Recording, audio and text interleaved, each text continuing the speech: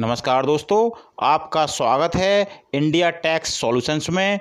मैं एडवोकेट कुलदीप सिंह आपको आज बताने जा रहा हूं कि देश के प्रधानमंत्री जी ने जो 20 लाख करोड़ रुपए की राहत पैकेज की घोषणा की थी, वह किन लोगों के लिए, किन वर्ग के लोगों के लिए, किन उद्योगों के लिए है और उसका किन किन लोगों को फ़ायदा मिलने जा रहा है, तो हम आपको विस्तार के साथ बताने जा रहे हैं। तो आप हमारी वीडियो के साथ अंत तक बने रहें।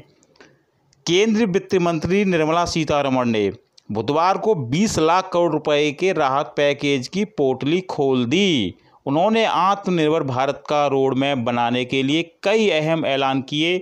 उन्होंने कहा कि ईपीएफ के लिए दी गई सहायता अगले 3 महीनों के लिए और बढ़ाई जा रही है, जो पहले मार्च, अप्रैल, मई तक दी गई थी।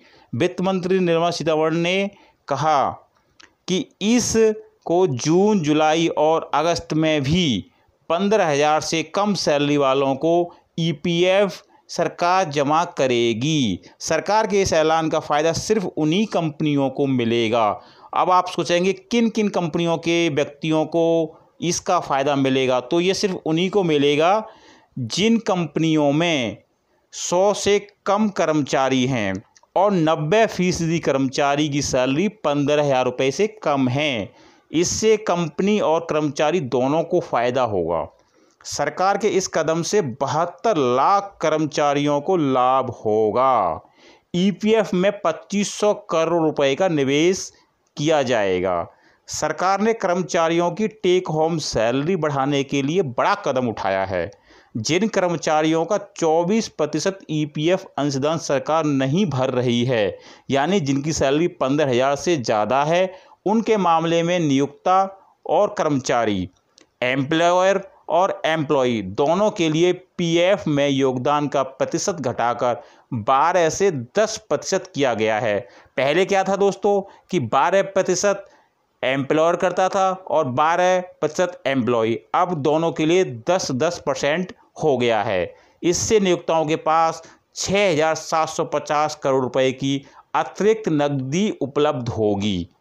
ध्यान रहे कि केंद्र कर्मचारियों और सार्वजनिक उपक्रमों में के मामले में यह प्रावधान नहीं होगा। उनके पीएफ अकाउंट में पहले की तरह ही 24% जाएगा। 12% नियोक्ता का और 12% कर्मचारी का। ये पीएसयू के लिए लागू होगा, जैसे कि कुछ बैंक इसमें आते हैं, पब्लिक अंडरटेकिंग। अब दूसरा ऐलान क्या किया है? वेतन को छोड़कर दूसरे प्रकार के भुगतान पर टीसीएस की दर 31 मार्च 2021 तक 25% कम की गई है। इससे इकाइयों के हाथ में खर्च करने को 50,000 करोड़ रुपए की राशि मुक्त होगी। आगे बात करते हैं। एमएसएमई परिभाषा को बदला जाएगा। निवेश सीमा का दायरा बढ़ाया जाएगा। कारोबार आधारित मानदंड पेश किया जाएगा। वृद्धि क्षमता रखने वाली लघु और मझोली इकाइयों में एमएसएमई और एमएसएमई फंड ऑफ फंड के जरिए 50,000 करोड़ रुपए के शेयर पूंजी डाली जाएगी। दूसरा सबसे बड़ा ऐलान किया इन्होंने, एमएसएमई को दिए जाने पर कर्ज को लौटाने के लिए 1 साल की मोहलत दी जाएगी। दबाव वाले एमएसएमई को 20,000 करोड़ रुपए का बिना गारंटी के कर्ज दिया जाएगा। इससे क्या होगा? 2 लाख एमएसएमई लाभान्वित होंगे। 2 लाख। कर्मचारी भविष्य निधि ईपीएफ कर्मचारी और नियोक्ता के अंशदान के लिए सरकार 2500 करोड़ रुपए देगी। यह प्रोत्साहन योजना अगस्त तक के लिए बढ़ाई गई है। अब बात करते हैं आगे। इनकम टैक्स रिटर्न और टैक्स ऑडिट की डेटों को बढ़ा दिया गया है। तो इसमें क्या क्या डेट हो गई है आपकी? इनकम टैक्स रिटर्न दाखिल करने की अंतिम तारीख 30 नवंबर तक बढ़ा दी गई है, जो प्रत्येक वर्ष 31 जुलाई हुआ करती थी, इस बार 30 नवंबर तक बढ़ा दी गई है। 30 नवंबर 2020 तक आपको रिटर्न दाखिल करनी है।